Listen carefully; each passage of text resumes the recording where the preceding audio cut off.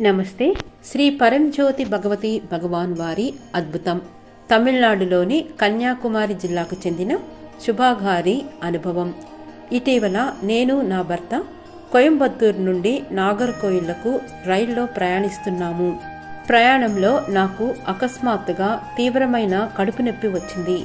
నేను సరిగ్గా కూర్చోలేకపోయాను. నొప్పి చాలా తీవ్రంగా మారింది. నేను దాదాపు స్పృహ కోల్పోయాను.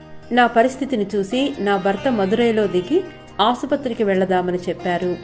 నేను ఇక నొప్పిని తట్టుకోలేకపోవడంతో అంగీకరించాను.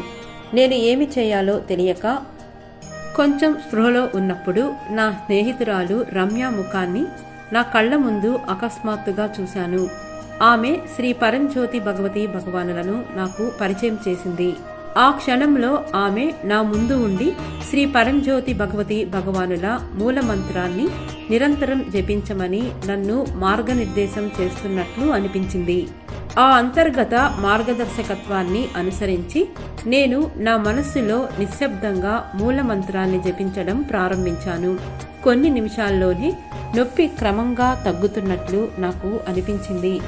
నేను పూర్తి శరణాగతితో జపించడం కొనసాగించాను. ఆశ్చర్యంగా కొన్ని గంటల్లోనే నొప్పి పూర్తిగా మాయమైంది.